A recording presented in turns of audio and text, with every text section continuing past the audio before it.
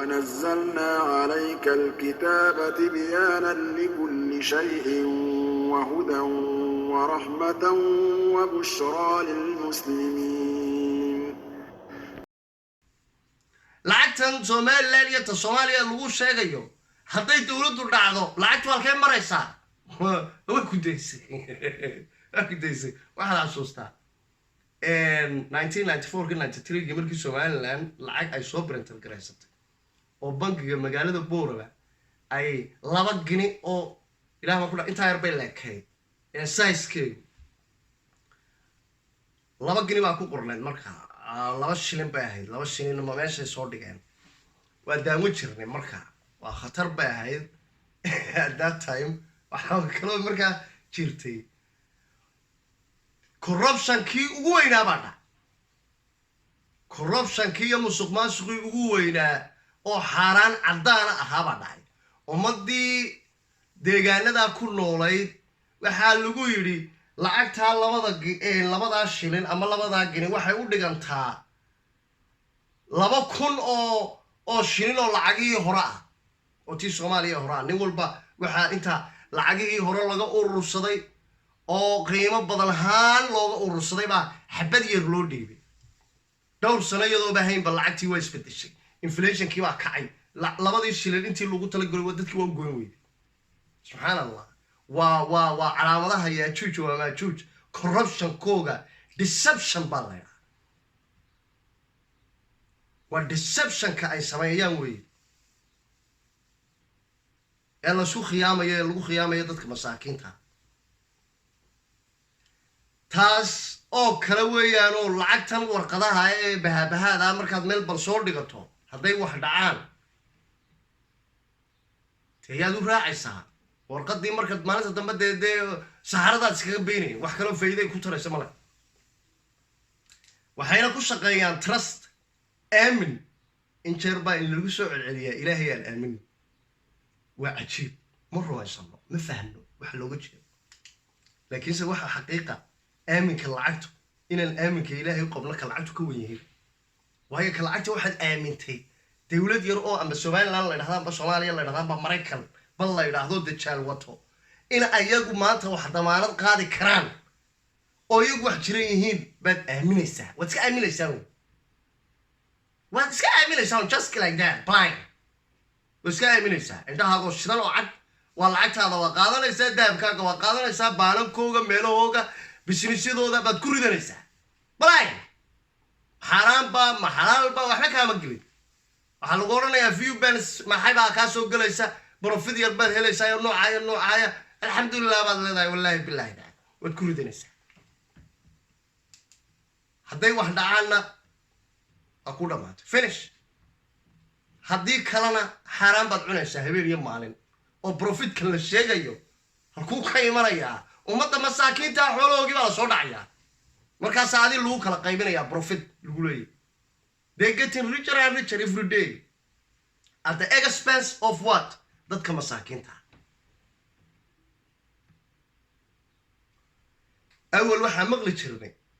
waayo hore ama taariikha markaad akhrisato hebel baa lacag lahaay oo faqiir buu noqday hebel baa faqiir ahaay oo taajir noqday waxaas caalamka ma tagama jiraan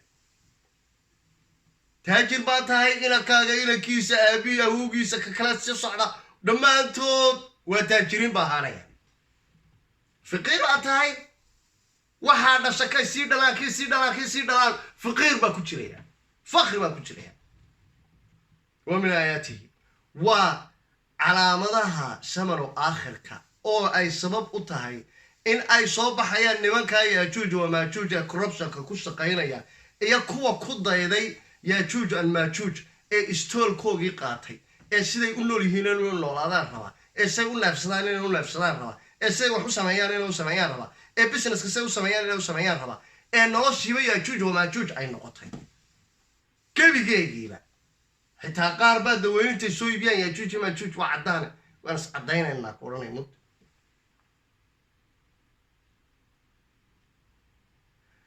muhiimad wax weeye nimanka dadka corruption ka wada ee maanta looga dhigay ummadii caalamka ku noolayd ba sida loo nool yahay inay actually tahay sida saxdii inay sidooda tahay sida kala dhawaaqada inaad iska noolaato oo buur yar iskaga jirto oo xoolahaaga iska wadato oo ma garanaysaa waa no waa qalad weeye waxaas wax shaqaynaya maaha ya waa in ma garanaysaa aad soo dhigato tv waaweyn waa inaa internet lagu keeno waa inaa moobilo waaweyn ku hadasho waa inaa jeans gashato waa inaa bikini ku baxda haddaad doonto ya dee yaajuuj maajuuj waay noloshaabaa sax nolosha saxdii waa noocaasa lagu leeyahy taasna waan ka hadli doonaa waxaan kaloon ka hadli doonaa insha allahu tacaala saan u sheegnay idinku sheegay dagaalka saddexaad oo kusoo gabagabaynaya ilaahay baa qur-aankiisa si bayaan oo cad oo clear ah ega oo clear ah ayaa wuxuu ku leeyahay wa in min qaryatin ilaa naxnu muhlikuha tuula ma jirayso oo magaalo ma jirto ilaa naxnu muhlikuha waan halaagaynaa haddii jirtaan waan baabinaynaa haye oo goormaad baabiinaysaa waxaan baabinayaa buu ilaahay yidhi subxaana wa tacaala qabla yowma alqiyaamati qiyaamaha intii una dhicin baan baabinayaa subxaana allah maaha hadda yowma alqiyaamaha maaha I'm not talking about yowma alqiyaama markuu dhacayo yowma alqiyaamaha ka hor ayaa magaalo hadday jirto ilaahay wuxuu yidhi waan baabinayaa intuuna yowma alqiyaamuhu dhac haddaan baabiin waayana buu ilaahay yidhi aw mucadibuuha cadaaban shadiida waxaan ciqaabi doonaa oon marsiin doonaa cadaab daran baan marsiin doonaa haye muxuu kaluu ilaahay yidhi kaana daalika fi lkitaabi mastuura arrin adoo aad qoraysa maaha arrin adoo aad wadato maaha maraykan baad dagaal ridayana maaha ya qolo ma garanaysaa isis la yidhaahdiyo maxaybaa iyo caalamulislaam buu dagaal ka dhex dhacayaana maahin ruushna maahin iiraanna maahin dagaalkan dagaal cid baa ridaysa maahin walow ay iyagu sababta yeelanayaan dagaalkan waa dagaal qasab ah inuu dhaco waayo kitaabka ayuu ku qoran yahay ilaahay baa ordeen gareeyey oo qadaray dagaalkani inuu dhaco whether you like it or not whether you agree with me or not ama heshiis arrintaa igula ahaw ama igula ahaan ama diid ama doon aday ku taallaa laakiin dagaalkaasi waa dhacaya waxaase habboon goormuu dhacayaa siduusa u dhacayaa arrimahaas waxaan kaga jawaabi doonaa barnaamijyada soo socda waxaan kaloon idinku darayaa un keliya in wadamada still systemka dajaal ku shaqeeya laakiin aanan ka mid ahayn nato operationka dajaal caalamka ka wado ilayn dajaal waxaa la yidhi janno iyo cadaab buu la iman doonaa wow jannadiisu waxaa la yidhi hoosta waa ka cadaab cadaabtiisuna hoosta waa ka janno already jannadii cadaabtii dajaal caalamka wuu la yimid dajaal dee indhahan laguma arka dee indhahan laguma arko horaan idinku sheegay indho kalaad u baahan tahay si aad u aragto caalamka waxaa jira u fiirso jannadii already way jirtaa jannadaasi waxa weeye ciidamada yaajuuj oo maajuuj ee nato iyo maraykanka iyo cidda u hoggaansan iyo cidda la saaxiibkaa haddaad saaxiib la tahay jannaa ku noolaani lacagaa lagu siini investment baa lagu gelini infrastructure baa lagu samayni shacabkaa lagu tumi miidiyaha laga ammaani haddii nimankaasi waxay wadaan aad diiddo oo khayraadka waddankaaga ku jira ee masaakiintu leeyihiin ee inay ku tagrifalaan ay doonayaan aad ka hor istaagto waxaa la odhanayaa oob cadaab baa lagu gelinayaa sections waa markaa waxaa imanaya ma garanaysaa waa cunaqabatayn miidiyaha laga cayaya waddankaasi waa waddan xun dictatori baa ka taliya waddankaasi waa noocan waddankaasi waa kan dadkaa lagu dilaa mini halkan bay maraysaa cidba ka ammaan heli maysid cadaabtii oo simply baa dibadda lagugu soo saaraya dadka qaarkood arrimaha markay ku dhacaan suicide bayba sameeyaan haddii miidiyahoo kale kusoo jeesato kuwa maraykanka iyo waxyaalaha ya dee kabahay kaa saaraya kabaha markay kaa saaraan cidda badbaadaysa waxa weeye ninkii il dheer ee qalbiga wax ka arkaya ayaa fahmaya waxani inayna hayn waxan muuqda ninkaasay cadaabtaasi janno hoosta uga tahay oo sovereignka iyo xornimada uu ku noolaanayo iyo kitaabka ilaahay ee uu xajinayo inay ka muhiimsan tahay propagandadan dusha iyo sectionadan iyo xiinkan ninka kale waxay u tahay yowmal qiyaame wuxuu ku leeyahay waddanka dictator baan la haystaa waan go'nay culamo ma garanaysaa ee xagjira baan la haystaa waddanka waa inaan ka haajirnaa waa inaan maraykan u baxnaa waa bologyadu ka soo hadlayaa wuxuu leeyahay ma garanaysaa sidan iyo sidan baa jirta waaw qoryuu maalinta dambe qaar usoo dhiibayaan oo soo qaadanayaan waddanka rogaa lagu leeyahay waddamada noocaasa islaamka hore ma garanaysaa 40 sano ka hor dajaal diiday inay raacaan markay hore u raaceen ayay fahmeen inay halaabayaan revolution bay ka sameeyeen waa diideen waa iska eriyeen kuma raacayna yidhahdeen dajaal baxso yajuuj maajuuj meeshan ka baxso waxba kuma yaalaan iiraan baa ka mid ah iiraan waxa ku socdana waad ogtihiin 90% waxaa lagu oranayaa waddanka iiraan waa kan uu xun yahay waa dad waxaa lagaaga dhigayaa waraabayaala oo gaala ah oo ilaahay ka go-ay oo ma garanaysaa iska fahan caalamka samano aakhirka appearance-ku muuqaalka iyo xaqiiqdu waa kala duwan tahay kuwa ilaahay ka go-ayna waa lagu ammaanayaa habeen iyo maalin intay kuu soo gashadaan dhar waaweyn oo dad fiican iskaga kaa soo dhigaan oo lacagaan ku siinaynaa ku idhaahdaan baa lagu oranayaa waa xarmeyn jabriifeyn buu ilaalinayaa baytullaahi yaa cam ya ma shaqaynaysa dee maraykankii iyo israa'iil iyo waxaan caalamka ka socdo o dhan iyagaa kuu soo horkacaya iyagaa la saaxiiba adigana waxay kaa sii qaadaan mooyaane oo khayraad ah iyaga xitaa dhexdoodu ma lacagahan yaree dadka ilaahay lagaga hadlaynayo ee laleeyahay hoobiilkaagii cuntadaadii laleeyahay maaha wax jiraba maaha waayo ilaahay unbaa damoor waxa ay sii sameeyaan ilaahay unbaad kaga sii fogaanaysaa kaga sii fogaatida waayo waxaan waa qaab xaaraan unba u shaqaynaya dee dadkii waxay noqdeen waa kal ancaam nobody sees anything iiraan iyo ruushkaoo kale oo natooo kale aan ka mid ahayn ruushkuna hore buu ugu dagmay soviet unionkii oo yajuuj wamaajuuj usoo maamulayay waana ku dagmay aakhirkii waana fahmay maanta wuxuu la soo baxay awood iyo mabaadii iyo fikiro dhammaantood ku salaysan diinta uu aaminsan yahay ee ah kiristaanka halka kuwii kale ee kiristaanka ahaa maalin walba markaan waddada marayo maashii kaniisadda ahaan jirtay waxaa laga dhigay bingo ama community center ama maanta miskiid baaba loo bedelayna cid kaniisad tagtaayey haba yaraatee ma jirto cid diin aaminsan dhulkanna mabala aragba waxay ku oranayaan kiristaan baan nahay laakiin wax kiristaana ma jiraan cid kiristaana iyo cid meel tagtiyo cid wax samaysi iyo ma jirto cidda keliya diinta kiristaanku markaa ku hadhay inagoo ka sheekayn doonna kiristaanku halkay ku kala jabeen iyo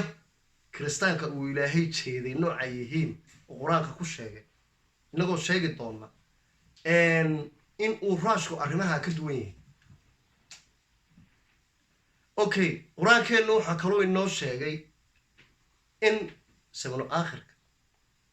ay soo bixi doonaan kiristaanka iyo islaamku inay heshiin doonaan already isbahaysigaa u abuurmay ninkaan fahmayna aday kuu taallaa ninkii kalena arrintaas waa caddaan isbahaysigii ilaahay sheegay ee kiristaanka iyo muslimiinta ka dhex abuurmayay wuu abuurmay xoogna maanta waa leeyahay waana isbahaysiga iiraan hogaaminayso iyo ruushka isbahaysiga ruushka iyo iiraan iyo syria iyo ma garanaysaay china ay hogaaminayaan isbaahaysigaas noocaasa dagaalka saddexaad markuu dhaco waxay noqon doonaan qaybta ma garanaysaaye ka soo horjeeda corruptionka iyo evilka caalamka ka jira guud ahaan kuwa ka soo horjeeday noqonayaan iyaga laftooda yaajuuj wamaajuuj waa ku jiraan laakiin fikirkooga aasaaska ah waa ka soo horjeedka waxaas bay ku salaysan yihiin oo maalin iyo habeenba lagu haystaa oo lagu cunuqaateynayaa kuwaas baa xaqa u helin doona kuwa kale ee xulufada la Sacuudi Carabiga iyo minni iyo kanaagan iyo Mareykanka iyo Yuhuudda iyo waxaasna dhinac baa noqon doona dagaalkuna essentially wuxuu ka dhex dhici doonaa Ruushka iyo NATO iyo xulafadeeda iyo Ruushka iyo xulafadiisa halkaasna waxa ka soo baxaya quwataani fi'ataani cadiimatan oo islayn doona waa labadaas weey oo diintooduna mid tahay waa wada kristaan laakiin kristaankan 1054 baa kristaanku ka qaybtamay bishaara markaa quraanka ugu jirta Ruushka ilaahay uu bishaareeyay iyo dadka islaamka ah bishaaradaas ilaahay subhanahu wa ta'ala suuratu a'uudu billahi minash shaytaanir rajiim wuxuu leeyahay bismillahir rahmaanir rahiim ألف لام ميم قلبت الروم في الأدنى الأرض وهم من بعد قلبهم سيقلبون نبي محمد واجيسي وشري ابن الله عليه الصلاة والسلام أيا واحد دعي تقال أي سوق هذين بيرشيانك يو رومان كي واجتي واجا مركها بيرشيان كي بقوليستي قريش بفرح لي waxay farxayeen tiriga meesha ku jiray ayaa waxay aaminsanaayeen ma garanaysaay qurashtu maadaama ilaahay badan aabisan yihiin beershiyaankuna ilaahay badan aaminsanaayeen haddii roomaankii oo ilaah kaliya aaminsanaa sida nabi maxamed oo adoo kale ilaah kaliya oo aaminsantaa haddii iyagiiba laga badiyay adigana annagana waa kaa badinaynaayo kuwayga ilaahyada badan sheeganaya saxa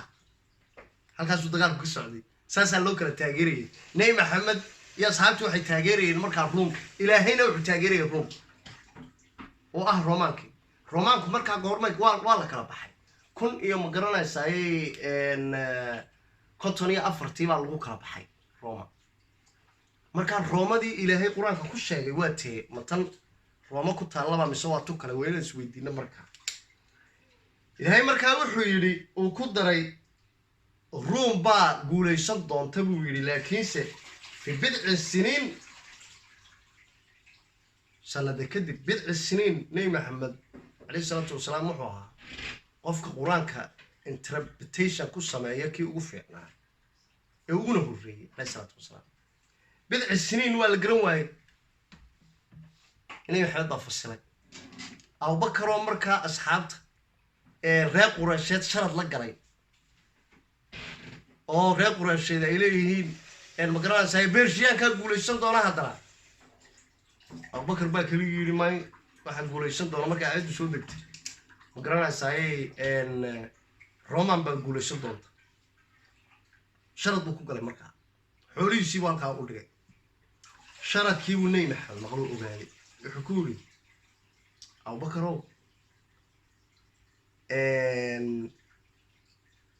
لح سنو مركز شرط كدكتي أو بكر رضي الله عنه يقول بضع السنين لح سنو ما بضع السنين واللح سنته إلا يسغاصر بقول شرط كبدل شرط كيبو بدلي أبو بكر إلا سغاصر وخدك سيدي بقى دعضيو وحاقو ليستي رومان تقالك إلا هذا لهي مركز وحيري وهلكا قدري سبحانه وتعالى لله الأمر من قبل ومن بعد إلهي بانا إسكالة أمور أوردن تهورة يتدنبابا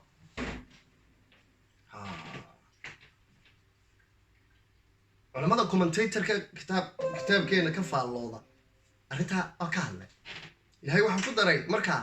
arrintaa maalintay dhacdo wa yawmaidin sayafraxul mu'minuun wa yawmaidin yafraxul mu'minuun maalintaa waxaa farxi doonaa ay roomaanku guulaystaan dadka islaamka muslimiinta farxi doona why we should maxaan farxaynaa annaga waxaan nahayba dad islaamaan nahee dagaal kristaana ay galeen maxaa annaga nooga geshiisha maxaa ugu farxaynaa ya meesha taalade markaad dhegaysataan dee ciidamada ma garanaysaa ummadaha iska hor keena dee ilaahay muxuuba inoo odhanayaa garanaysaa dadka kristaanka dagaal ay qaadeen oo bay ku guulaysan doonaan oo idinkaa farxi doonaa why muxuuba inugu ammaanaya ilaahay kristaanka ma dee kristaanku kuwii bambooyinku isku qarqarxinayna mayna ahayn dee ya nagu lahaa isku qarxiya cid walba waxaad aragtiinba dhaqaaqaba isku qarxiya oo sacuudigu nagu lahaa ya marka waxaa meesha ku jirta culamadii commentatorka qur-aanka ka faalloon jiray tafsiirin jiray in badan waxay yidhaahdeen min qabl way dhacday oo waa la isla gartay waa dagaalkaa markaa dhacay ee roomaanku ku guulaysteen wa min bacd baa markaa taalla min bacdi waxaa la isla gartay sidoo kale inuu dagaal kala jiro oo ay guulaysan doonaan laakiin dagaalkii kala markay arki waayeen xoogaa ay ku dari waayeen kii qalbigana waxay u qaateen dagaalkii uxud waxay dhahdeen dagaalkii labaad wuxuu ahaa wa min bacdi waxa wey waa kii uxud laakiin meesha waxaa taallaa ilaahay ma uxud buu ka hadlayaa iyo jasiiradda carabta may ilaahay wuxuu ka hadlayaa room marka aayadan iyo ferskan wuxuu gaar u yahay romanski kristaanku gaar u yahay uxud kuma jirto innaga inta keliya inaga khusaysaa waxa weeye wa yawmaidin yafraxu lmu'minuun baa inaga khusaysaa inta kale inaga nama khusayso inta kale waxay gaar u khusaysaa kristaanka okay dagaalkii labaad markaa waa min bacdi mu dhacay no dagaalkii uxudna ma hayn ma dhici buu soo socdaa dagaalka saddexaad ee caalamku markuu dhaco ee dagaal caalamka ka dhaca dagaalka ugu weyn ama dagaalka saddexaad ku yeedha ama kii shanaad ama kii tobnaad waxay ku xidhan tahay perspectivekaaga dhinacaad wax ka eegayso ama dagaalkii tobnaad ugu yeedh adigu ama kii boqolaadba ugu yeedh laakiin waxaan ka hadlaynaa inagu dagaalkan dhacaya dagaal la mid ee caalamka ma soo marayo oo dagaal nuclear laysku adeegsado noqonayaa dagaal wuxuu noqonayaa half of the population ama more ay dhintaan dadka caalamka ku nool kala badh ama in ka badan baa dhimanaysa 8 bilyan baa ku soconaabaa la dhahay 8 bilyan 5 bilyan ama 6 bilyan baa tegaysa haddayna ka badanba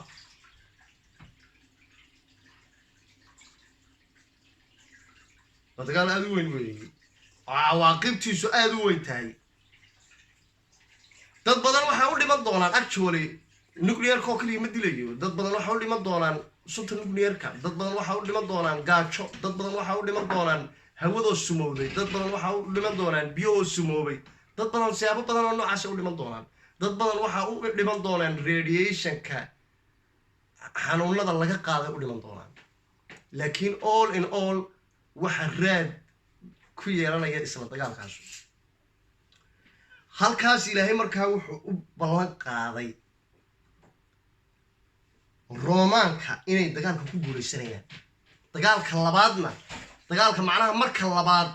oo ah dagaalka saddexaad in gruubkii roomaanka ahaa inay guulaysanayaan buu ilaahay ballan qaaday wow markaa ma nato ba maadaama dee vaticaankii ku taallo italy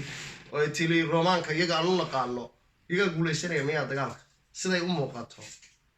ama awoodaha marka caalamka imise military buu haystaa imise askari buu leeyahay imise diyaaradood buu leeyahay imise nuclear u haystaa imise dhaqaalo u haystaa dee dhammaan appearanceku oo waxa caalamka maanta ku dagaya aasamino aakhirka waxay tilmaamaysaa maraykanka guulaysanaya iyo xulafadiisa wadaadis waayba ay ugu dagmeen oo sacuudiga iyo turkiga iyo wadamo badan oo islaam iyo dad badan oo islaamiba u aaminsan yihiin maraykanka oo ilaahay meesha looga saaray awood kelima inay jirto iyo waxyaala kaleba inay dhici karaan meesha looga saaray okay markay sidaa tahay laakiin sheeko kalu dee ilaahay halkan lagu sheegaya sheekadu saas maa sheekada waxaa meesha iska wadanaya saaxiib qolada kale guulaysanaysa okay qolada kale waa ayo dee ruushkaa guulaysanaya oo ruushku muxuu guulaysanaya dee kiristaankii waa kala qaybtameen waagaa waxay u kala qaybtameen waxaa la kala odhan jiray eastern roman iyo western roman easternku waxau xurintooda ahayd constantinople oo ah istanbul turkiga ka talin jireen waagii Ottomaanku yimiday haddaba ee dhulka qabsadeen Cusmaaniyiintii ee turkigii qabsadeen qoladii la sheegay dagaalka la galaysay Beershiyaankuna dee qolada kale ee Roomaanka Italy joogay ismayba soo gaari jirin Beershiyaankii waxay soo gaarayeen Eastern Romanka ahayd hadda ma fahmayna Eastern Romankii turkiga joogay iyo Beershiyaanka kuwaas isleenayay kuwii markay Cuthmaaniyiintii qabsadeen ee kaniisadoodii ugu weyneed ee Xaaga Suufiya la qabsaday masjidka looga bedelay kaniisadoodii waxoogii waa la laabteen waxay la tageen halkee Ruushka kaniisadii markaa Orthodox Christianka nimanka la yiraahdo ee u weyneed ee Turkiga ku oli jirtay waxay ku taallaa maanta Turkiga Ruushku markaa iyaga ah kiristaankii quraanka ilaahay ku sheegay ee Romaankii la sheegay waa Ruushka Romaankii waaga ayay haayeen Eastern Roman bay haayeen maanta say yihiin waa Ruushka halka waxa ka cad dagaalka kale in that regard waxa guulaysan doona Ruushka iyo xulafadiisa ayad kale ilaahay wuxuu ku sheegay in dadka islaamka iyo kristaanka ay isbaahaysi yeelan doonaan waanan idin sheegay isbaahaysigiina already wuu jiraa waxaana number 2 fudeydiyay isbaahaysigiina bilaabay ma garanaysaa Iran okay waxaan markaa kusoo gulaanadayna ma garanaysaa arrimaha maanta aynu ka hadalnay calaamadaha kale waxaa jira the piece of the earth daabatul ard waa calaamadaha samaan aakhirka calaamadaha saacadda ee samaan aakhirka waa maxay simple daabatul ard already dhulku way ka jirtaa daabatul ard waa Israa'iil baa soo baxday waa the imposter state oo isku tilmaamaysa rabtana inay caalamka xukunto rabtana sidii Nabi Suleymaan iyo Nabi Daawud caalamka u xukuma jireen inay u xukumaan caalamka oo dhan maantana si hoosaba u xukuma caalamka oo dhan ya hadday lacag noqoto iyo hadday wax kala noqoto iyaga un baa maamula kuwii ayaa keenay Israel state oo Filistiiniyiinta iyo dadkii masaakiinta amaalin walba ku tacadiya oo halkan kuwa taageersanna qowda maqashii waxna ha u qaban anagu waan ka soo horjeednaa intay meelaha yiraahdaan oo isku tagaan hoostana waa heshiisyada ka saxiixan